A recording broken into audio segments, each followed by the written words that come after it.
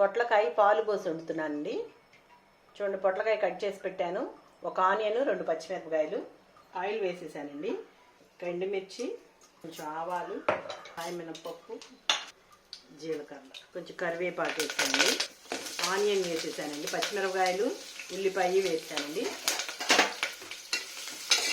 Salt అండి, కూరకు సరిపడినంత. కొంచెం పసుపు. ఇదిగోండి, ఉల్లిపాయ వేగిపోయింది. పొట్లకాయ ముక్కలు వేసేస్తున్నాను. వేసి మూత పెట్టేసాను.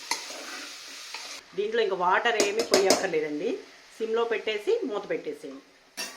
కారం వేసేసి ఆ నీరంతా ఉడికిపోయిందాక అట్లానే ఎగరబెట్టేసేయాలండి. సరిపడినంత కారం అండి.